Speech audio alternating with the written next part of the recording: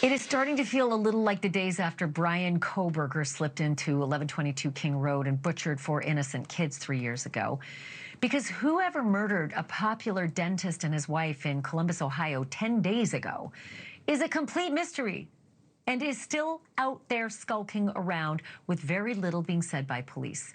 And that's just what Kohberger did for about a month and a half before he was caught. So police did address that elephant in the room. Here's what Chief Elaine Bryant of the Columbus PD said to ABC News yesterday, quote, "I know it's frustrating for people. I know they want answers. As soon as we're able to provide more information, we will absolutely be coming back to talk about that. But right now, it's premature for us to be able to say what the motive is, or we don't have a suspect identified at this point." So no suspect yet, no motive.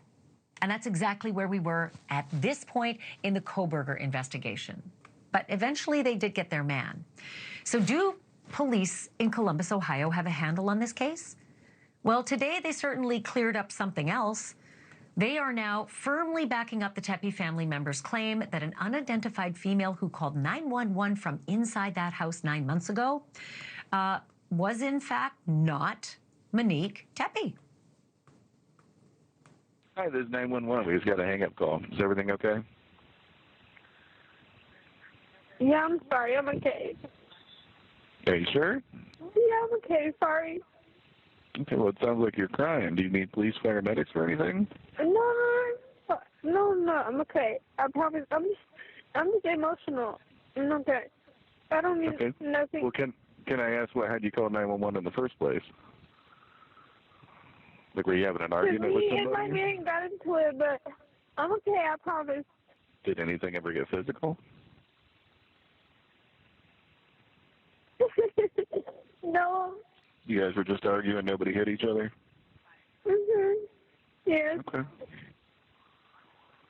All right, man. Well, I have the information here. I can go ahead and tell the officers to cancel hitting over to your address there at 1411 North 4th Street. Yes. If anything changes, call us back. Okay. All right, I'm sorry. So that's squared away. It officially was not Mo Tepe on the line, but if it wasn't her, who was it? Columbus police went even further today with a piece of information that seems to add more questions than gives answers to this mystery. They confirmed that there have been no domestic phone calls coming from that house and that there's been no history of 911 calls at all from this home. So how did detectives work these details into the investigation? How might this information help them track the killer? Joining me now is retired FBI agent Jennifer Coffindaffer, who served on a tactical SWAT team and even worked undercover during her time at the Bureau. Here is a question. Please don't think I'm a conspiracy theorist, but I can't help thinking about it. If it wasn't Mo Tepe now officially, is it possible that this was someone having an affair with Spencer who was so distraught and angry that she came back and exacted vengeance? And is that a theory that police might actually be running down at this point? Well, I think it's a logical theory, certainly nothing that we have heard substantiated from law enforcement, but you can bet they are going to run down who made that call, interview that woman, and find out what the details were surrounding that. So no suspects, no motives. Day 10, I am getting, Kohberger anxiety. Is that, are you feeling the same thing? Is it shades of BK? It's shades, but this is the piece that really concerns me, Ash, is why in the world don't we have the FBI involved for the reason of offering to look at all that surveillance video? That chief said they're basically overwhelmed with that video. You need to get the Bureau in there to help with the review of that video. It's a really good point, because I just assume, when you have something this mysterious and you're 10 days in, that the FBI has already been called. We also learned that the police admitted they went to the wrong house for the welfare check. So normally I would say, okay, so that's just a difference in minutes because someone else came and eventually the cops got there. But all those people who showed up at the house and were calling the police again to say, you got to get here, and the second round of cops that got to the house, well, there's footprints now everywhere. So could the killer's footprints be compromised now?